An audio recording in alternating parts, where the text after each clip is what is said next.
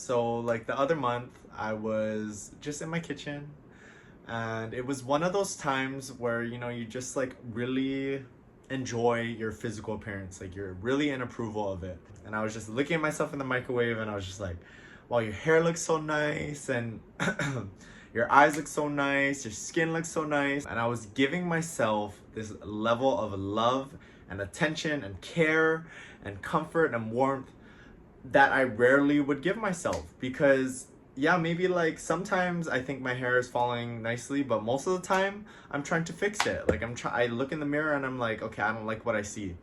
Or sometimes, I go through things in life and I might not be proud of myself, or I might feel lazy, or I might feel guilty, or I might feel jealous, or I might feel just weird. And I look in the mirror and maybe I don't say like really outwardly negative things to myself, but I don't give myself love and attention. I kind of just like look and look away, or I look and I try to fix what I see. I would always use the term unconditional love, but I don't think I really understood what it meant. And truly, what it is, it's like you look at yourself in the mirror in any form. Like your hair is just whatever's, okay? You have crust in your eyes. You, I don't know, just like see yourself from a certain angle that you never see yourself in, and you just look at it and then you have this reaction. In all of those conditions, physical appearance in any condition, you love it unconditional, and you genuinely love it, and you find ways to love it. Like you sit there and you look at it and you like see the beauty in it. Like sometimes I look at my body, okay, and I look at my arms and I'm like, well, you need to lift weights. Like, oh my god, that is so like negative, that is so hurtful, but like I don't say that, but I think it, and my body receives that message on a subconscious level, and then it creates the reality that I live in. All of a sudden I feel this pressure to work out and I don't know where it's coming from. Or when I'm out in public and I see someone who has muscles, I put them on a pedestal subconsciously, and I feel inferior to them, and I don't understand why. It's because when I look in the mirror, I'm telling myself that in this state you're lesser than. You don't deserve this love, you don't deserve this attention, and you need to change something about that to receive love and attention. Because that is literally what happens when I look in the mirror and like my arms are looking like big, or like my hair is looking like nice. I give myself that love and attention, and my body is just like, oh shoot, well now I have this pressure to look a certain way because I know I'm not going to receive love if I don't look this way.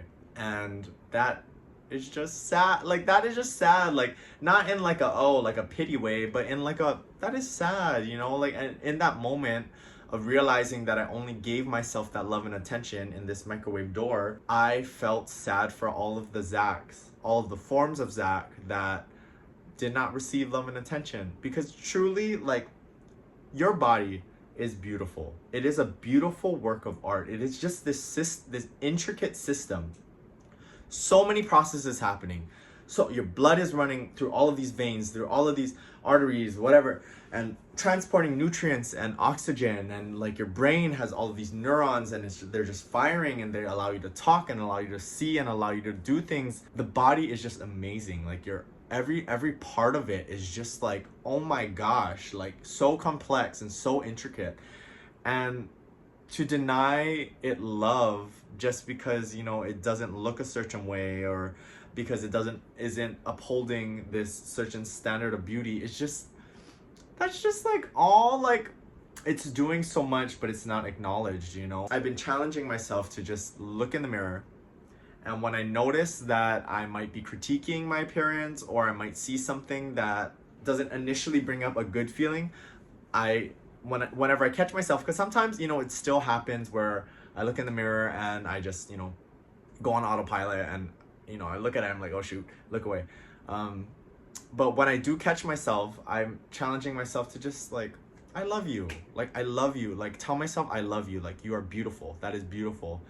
And also just I challenge myself to like look in the mirror and just make it like a really funny ugly face, because like sometimes I think I take myself too seriously, and I try to keep this like pristine physical appearance that looks so good and so elegant, and you know, that has its purpose, but it's healthy to laugh at yourself in a healthy way, not in like a pity shame way, but in just like a we are just we can take on any form, like, and we can literally be in any form, and it is still beautiful if we choose to see it as beauty. And that leads me to my last point. Like, you know, we go out into the world and we just interact with so many different people, and we do not control how they respond to us. We don't control what they say to us. We don't control how they feel about us, what they think of what we're doing or what we're saying or how we're dressing or how we're looking. We all fall into this place of wanting validation and needing validation, and really needing like someone to say the right thing, needing a romantic partner to be there to tell us how amazing we are, or needing a friend to assess our hidden needs and give us exactly what we want.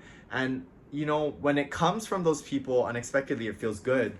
But at the end of the day, we don't control what they do or what they say. The only thing that we are 100% in control of is literally how we talk and what we say and what we do to ourselves. We are like 100% in control of that. And in this world, we are not 100% in control of like basically anything. And there's so much power in that. There's so much power in like when you're feeling nervous or when you're not feeling safe, of just literally being that source of warmth and comfort that you are craving instantly in that moment. Just like telling yourself, like, you know, whatever happens in this day, you always got me. I always got you. Like, I will always be there for you. And when you not only say it, you do it, you perform actions that show yourself that you are there for yourself, and show your body that you're there for your body, that source of strength, inner confidence, inner security gets stronger and bigger, and you feel it and you can rely on it, and you can enter these situations that might trigger fear, might trigger shame, trigger awkwardness. Those things are still going to be there, but you have this source of strength and comfort and love to fall back on. So yeah, self-love, it is a challenge, it's a journey, and it, you know, like you have these realizations, and maybe you might forget about them, or you might go through things that might make you scared and might make you forget or form distance from these practices that you've implemented. But it is a journey that is worth embarking on and worth putting energy towards and worth revisiting time and time again when you know, get to a high place and then fall to a low place. And no matter where you're at on your journey, no matter where you're at in your ability to give yourself self-love, you are beautiful. And you are doing an amazing job, and you are working really hard.